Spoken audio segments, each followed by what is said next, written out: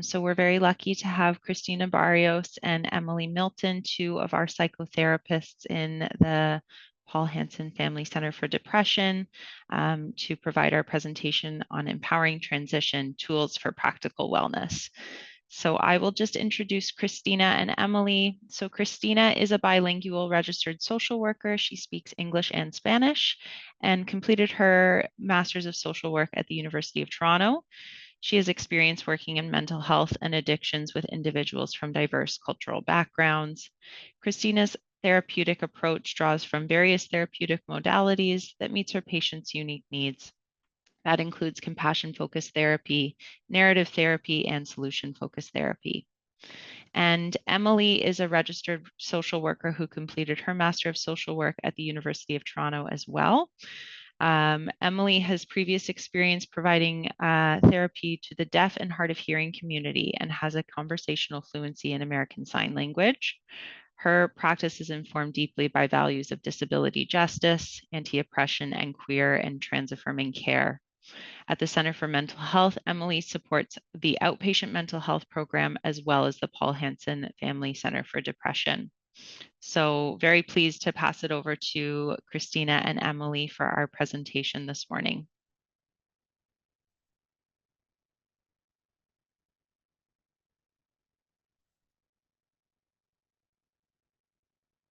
Oh, Cristina, you're muted. Thanks, Annie. Thanks. Thank you, everyone, for sticking around to the later section of our presentation and event for today. So we're going to be talking about more like practical, tangible things to help manage depression. I know there's a lot of sharing earlier around like the different symptoms of depression and how it can affect functioning and different parts of our day-to-day. So we're hoping that the piece of our presentation will give you some specific tools to be able to manage this. So part of it is just kind of like talking about like motivation and how motivation can have an effect on how we feel, how we approach things in our day, as well as talking about two particular skills from the CBT framework or cognitive behavioral framework, or the DBT, dialectical behavioral therapy framework, which hopefully will provide you with some takeaways on how to approach when motivation maybe is not entirely there, or when the motivation is quite low. So let's define motivation. What is motivation? So motivation is that the general desire or willingness of someone to do something, whatever that something may be, whether the something is something as doing the dishes, going out on a walk, reaching out to a family member or a loved one, maybe completing a task that what we have been avoiding. That something could mean so many things depending on what's going on for us in our day. So before we kind of like jump into some things around motivation, I'm wondering if the group maybe has any thoughts of what are some factors that maybe get in the way of motivation, like what affects your desire or willingness to do something.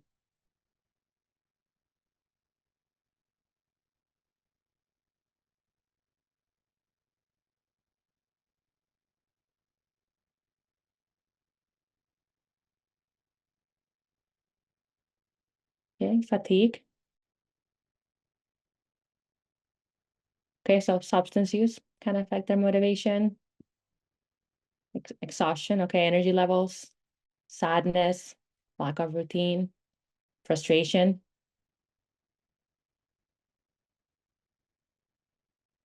Okay, dopamine deficiency related to ADD and depression, okay. Feeling overwhelmed. Okay. So I hear that a lot of it related to how we're feeling emotionally, and then that would have an effect overall on what we are able to do on our behavior overall. Okay.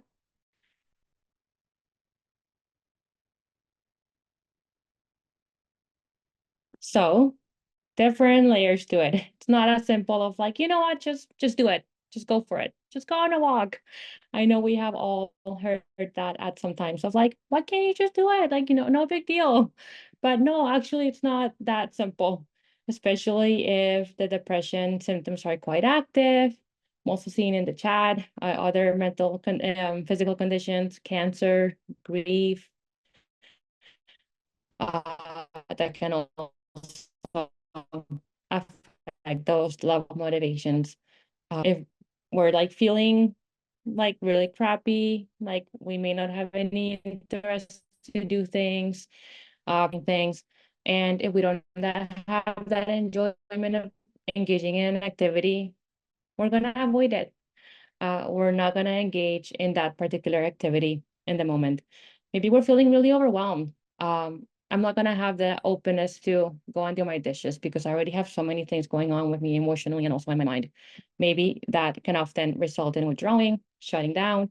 It's hard to focus on things and put attention to the things that we're doing when we're feeling quite overwhelmed emotionally. Maybe reading a book in those moments, I won't be able to take in even what I'm reading because I'm just like so overwhelmed in that moment. That physical state, like if we're not experiencing a lot of like energy in the moment, we're feeling quite tired. If we're not sleeping well, whether we are not sleeping throughout the night or just like sleeping throughout the day, then we're not going to have as much energy to be able to do things. Sometimes I see our sleep as the way to like recharge like our batteries. If our battery is not fully charged or almost at the charge level, then how do we attend to things moment by moment? Um, our mind, our mind can be quite powerful to take us to great directions, but on the other side of things, as Anna and Lauren were sharing earlier, if our mind gets caught up in that self-critical thoughts or negative thoughts, which is not our fault, that's just part of the depression. It's like we're wearing a different set of glasses where we see things in a different way. So if I'm having a thought of like, what's the point of doing this? Why bother going outside? Then I may not go outside. And then it's gonna again affect how we approach that particular activity. And we may just like avoid it. And then it becomes like a bit of a cycle where the thoughts that we're having, and then the behavior that we have related to that, then they reinforce each other. And then that's when avoidance tends to come in. Our environment, people were sharing in the chat around this as well.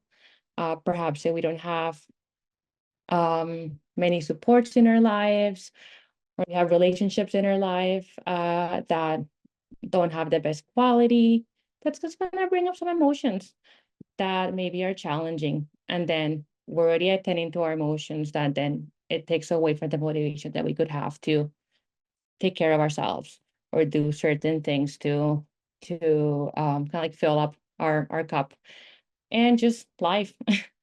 People have responsibilities with family, work, or other commitments that then it doesn't give us enough time to be able to do things in our day, even to take like 5 or 10 minutes to be able to engage in a particular activity.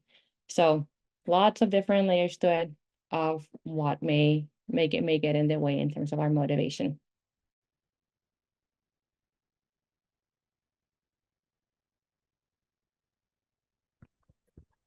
Great.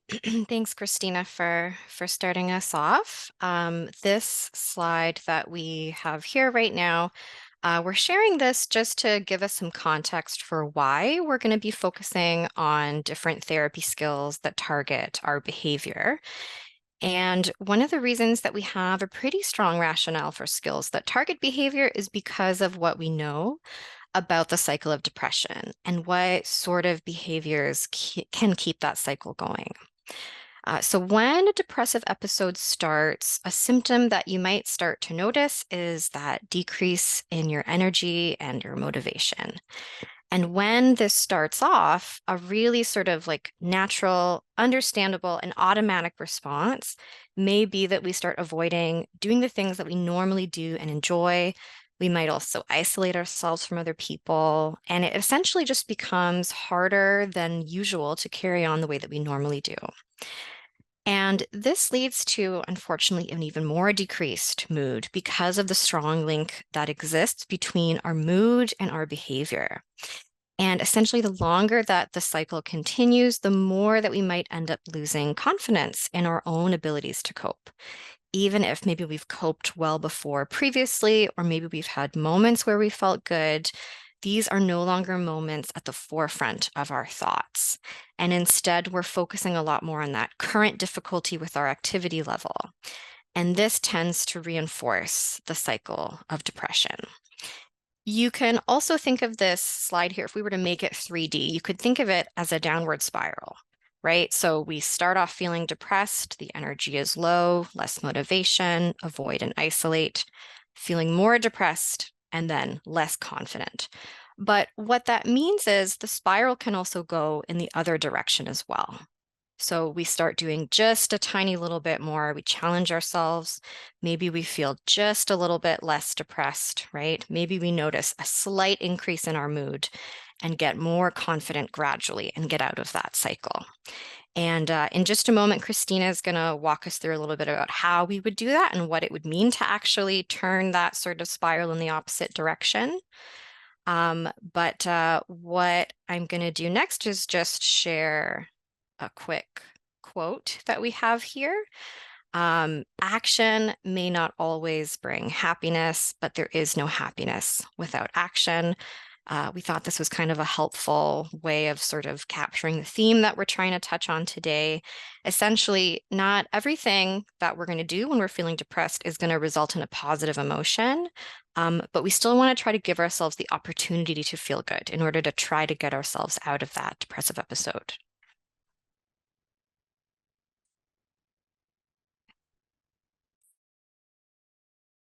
So what is behavioral activation? This is a term that has been hopped around during our presentation today, and it's a type of intervention that we've put into practice when feeling depressed.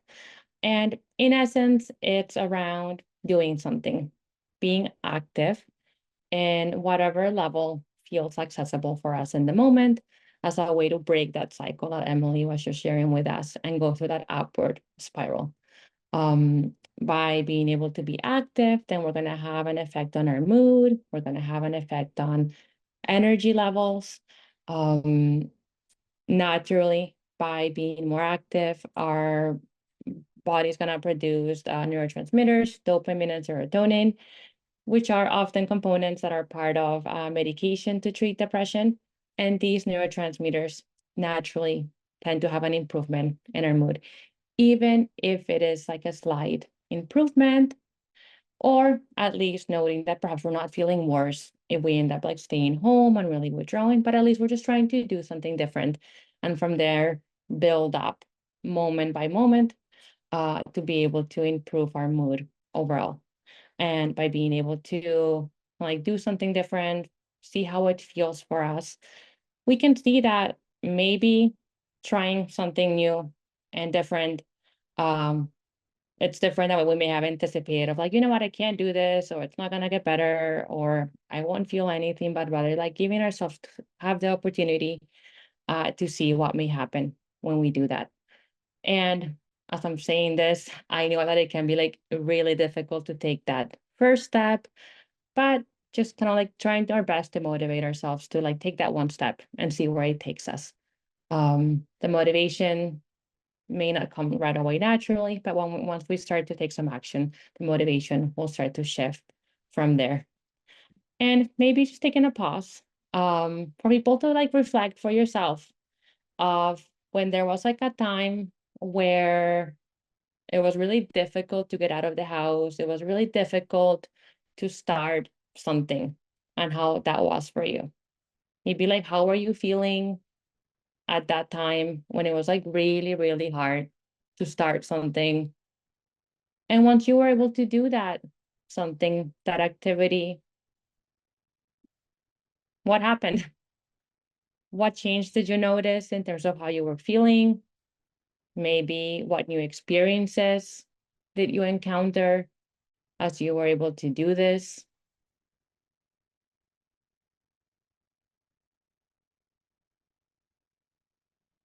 And just kind of like recognizing that maybe we were not feeling up for going out for a coffee, but maybe once we were out of our house, we see different people, we have a change of environment, maybe we're able to connect with nature, taking different experiences, maybe share some memories with someone, maybe you run into someone you hadn't seen in a while, and then those little experiences will start to have a shift and an effect on how we're feeling overall.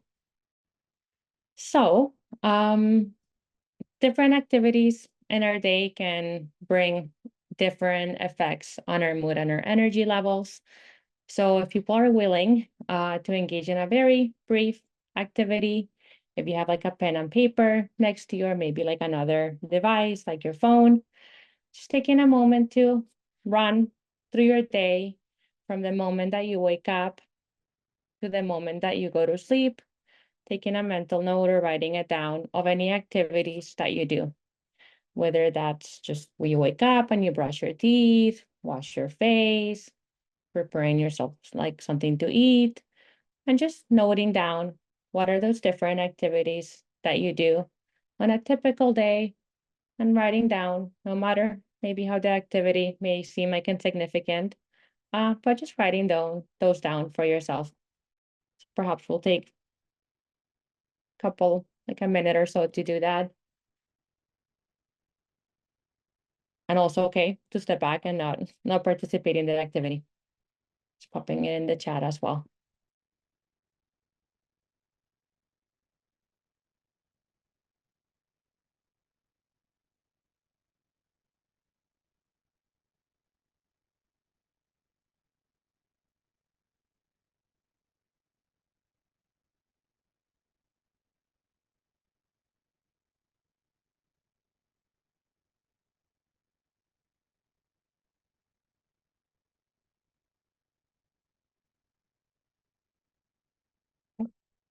Thanks for those that are sharing some couple of ideas so far.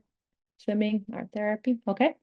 So once you have that list, and totally okay if you didn't get through all of your day, we're going to take a moment to identify those activities. So for any activity that gives you a sense of mastery, so that blue that we have here in our slide, that activity that gives you like the sense of like achievement, like you're able to do something, it feels good after the fact, even if you're not able to like succeed in any way, just not focusing on the outcome, but more so the process of doing the activity, if it makes you feel good. Marking that with a letter M.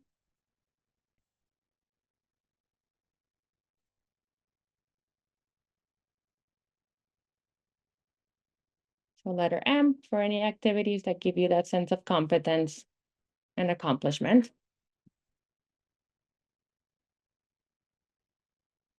And then with the letter E for enjoyment, any activity that gives you a sense of pleasure, nourishment, and I'm aware that often with like depression, that's not as available, but even activities that give you some sense of like nourishment or some pleasure. It's an activity that gives you more energy than what it takes. So for yourself, mark with a letter E of what are some activities that give you that.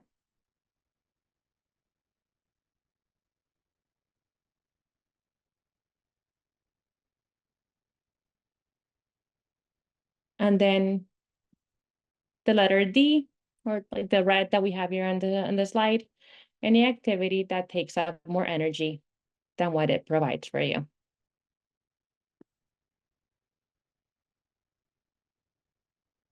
I know we all have these activities in our day, depending on what that may be for us.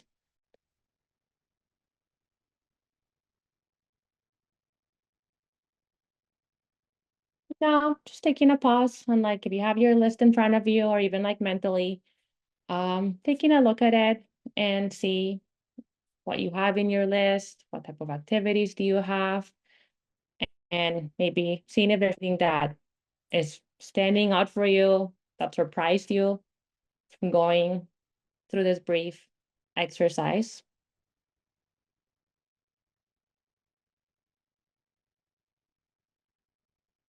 Welcoming anyone to share in the chat any thoughts related to this, if you feel comfortable.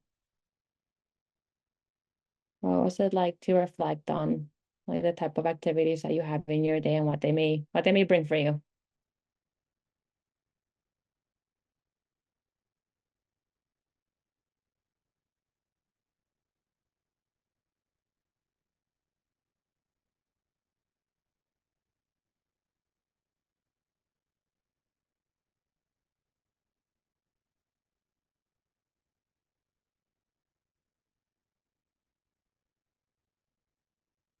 Okay.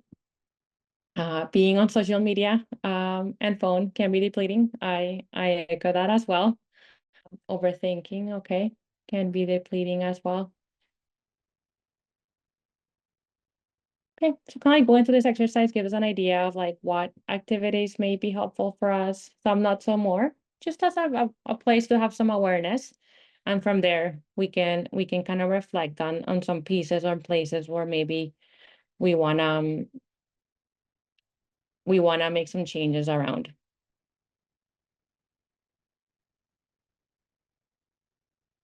Okay, I'm seeing other things popping in the chat.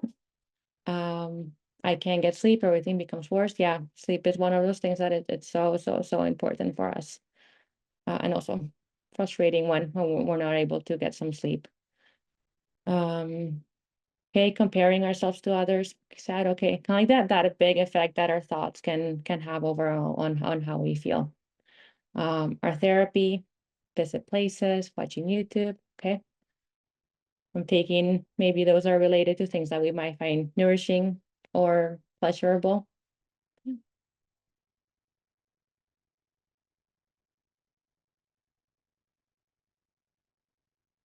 Okay, so what do we do with this information? So I'm gonna share a tool that we can use that can really help us to, one, reflect back on these different activities that fill our cup and help us with our mood. To kind of like start to notice, okay, I've noticed that I tend to spend more time in this particular area, or also as a way to plan ahead. There is research that if we write things down, it increases our likelihood that we're going to follow through with a plan. So these different activities that we have here listed are really helpful overall with depression, our mood overall, and as well as also reducing our vulnerability to experiencing quite intensely and like difficult emotions.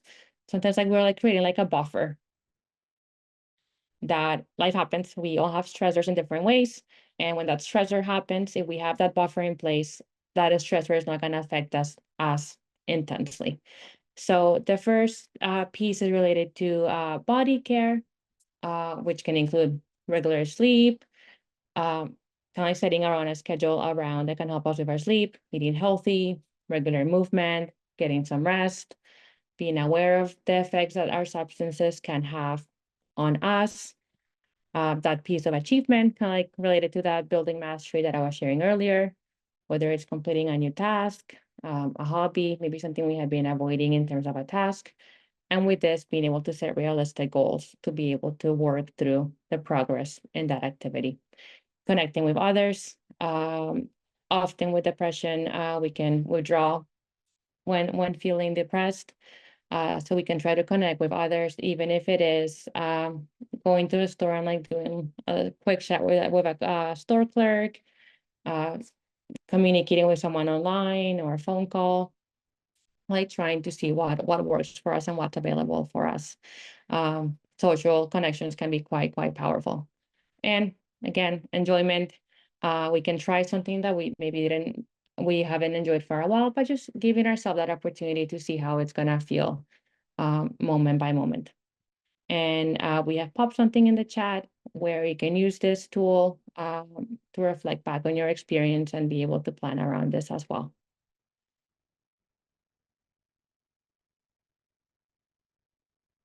So goal setting. We can have a plan to do something, but I feel like many of us in this call have had a time when we're like, yeah, I'm gonna do this. I am going to be more active. And then that's where it stops. So having SMART goals can really be helpful as a framework to help us get goals that we have a plan around, there's some direction, and also give accountability for ourselves.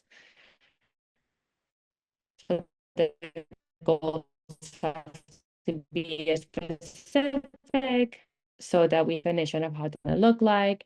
Okay, when I get to X goal, X particular aspect of my goal, then I'll know I've attained it. And also setting something that's really realistic. Don't want to go to a place of like running a very long time. We want to start a place where it feels for us, and also setting a time for that goal so that we know when we are achieving it. So if we think of the goal of I want to be more active, if we put it within this framework of a SMART goal, we can think about of like I want to go on a 30-minute walk, so very specific, and then twice a week. Again, specific, and for me it feels like it's going to be attainable rather than like running 10 miles by tomorrow. So thinking about your goals, you can think about like what's important to you, what is something that you want different or something you want to change, and starting somewhere small that's going to be achievable for you to get through. And I'll share one other quote before I pass things over to Emily.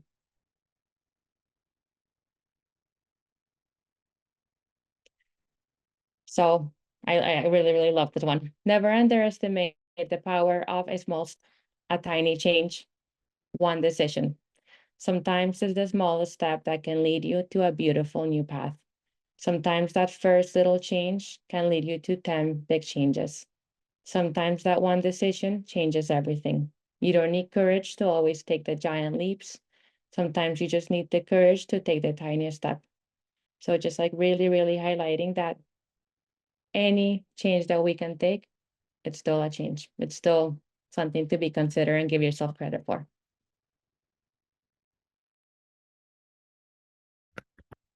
Right. Thanks, Cristina. So Cristina just shared with us essentially like what CBT would tell us about how we want to use our behavior to help ourselves feel a bit better. The other set of skill, or the other type of skill we're going to look at today, comes to us from DBT, which I know Lauren introduced to us earlier in today's presentation. So the skill that I'm going to be talking about is called opposite action. It's another behavior-based skill that we would teach in our program for managing depression. The D in DBT refers to the concept of dialectics, which is essentially when two opposite things are true at the same time. This is also true about our emotions, in the sense that although emotions like sadness are automatic, meaning we don't choose for them to happen, they can also be consciously controlled through the way that we respond to them. Something else that DBT would teach us is that every emotion that we have exists in a fairly complicated system with lots of things sort of going in and then going out. There are a lot of things that shape an emotion, whether or not we're aware of them. You can think of things like you might have an event that prompts your emotion. You might tell yourself what that event means. You might also experience the emotion in your body through tension in your shoulders or maybe like a feeling in your stomach. And you might express the emotion through behaviors like wanting to avoid or maybe wanting to argue or yelling. And what I'd like to invite everyone to do today is really think of an emotion like a recipe with all sorts of different ingredients, which means that when we change one or two of those ingredients, we change the emotion as a whole. And one of those ingredients in an emotion is our behavior. So in DBT, this is why we teach the skill of opposite action, which is about doing the opposite of what our emotion is telling us to do. We would use this skill when our emotion doesn't fit the facts, so that's kind of a DBT expression, or when acting on the emotion is not very effective. And I'll expand a little bit on these two criteria in just a second. What I'd like to invite everyone to do in the chat, if you'd like, is just take a moment and think of a time when maybe you felt sad and you had a certain urge. Maybe it was to stay in bed all day. Maybe it was the urge to cry, whatever it was. You had an urge, but you managed not to act on it. You managed to do something different. Maybe you got yourself out of bed. Maybe you responded to a message from a friend. And I'm just wondering, if you bring that to mind, did you notice anything that would have happened to the emotion as a result? And I'll also put that question in the chat.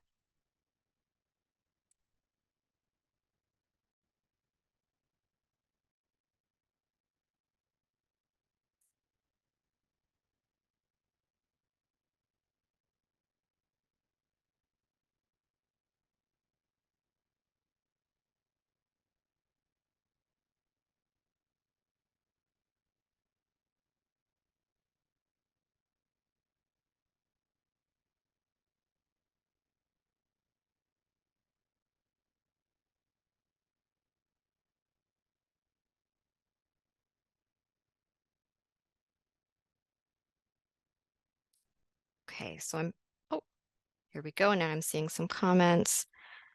Okay, so some say, yeah, it might stay the same, or it kind of loops around in the background. For others, not quite as overpowering. Okay, wanting to drink, but painted instead, and that felt great. Okay, okay.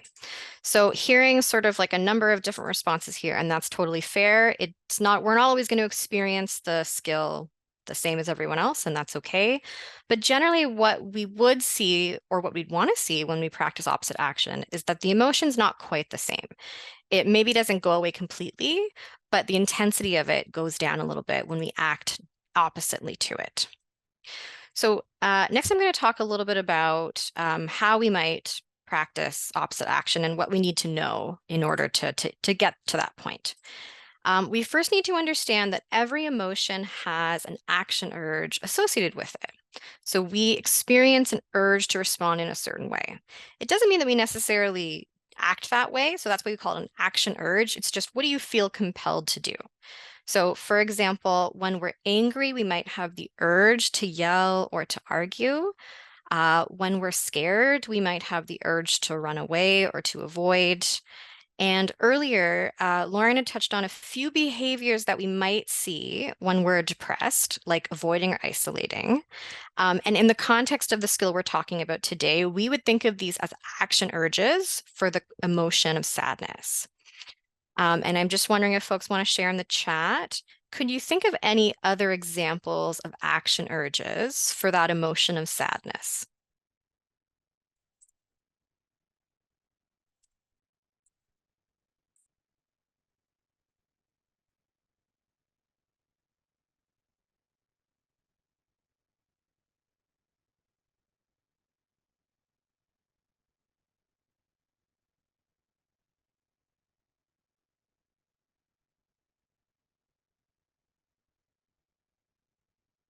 Okay, so I'm seeing if the emotion's anger, maybe the urge is to blame others, or this idea of maybe getting defensive. Yep.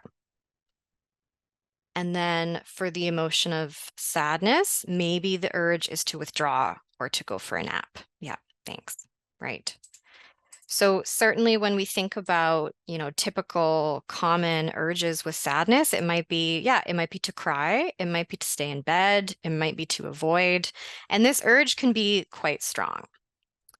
But once we actually have a sense of what our personal action urge is, we can choose to try and act oppositely to it. Now, remember, we apply this skill whenever our emotion doesn't fit the facts or when acting on the emotion's not so effective. So this doesn't mean that we would act oppositely every single time that we're sad, because there's situations where it's, natural and healthy to experience sadness.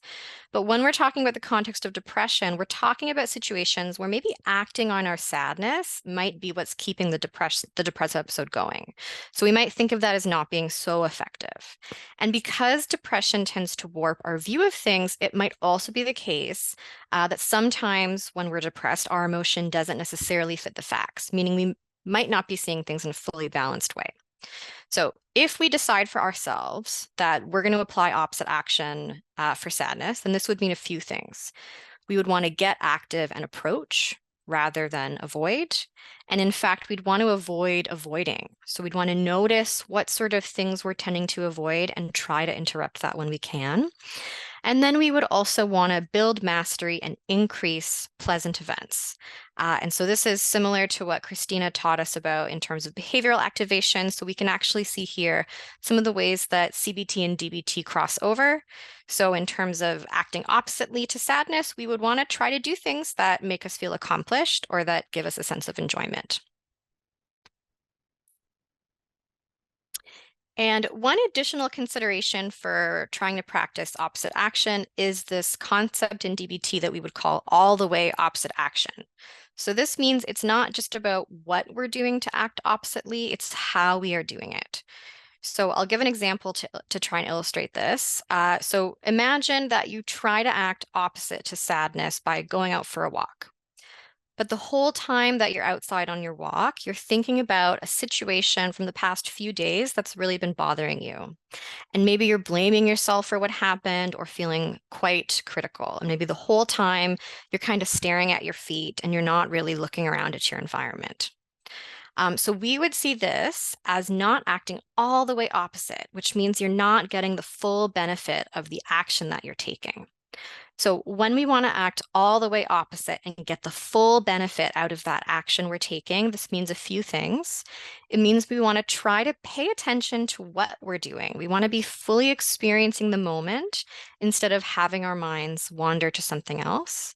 This can also mean we want to try changing our posture, even if we sort of don't like feel confident or feel very open.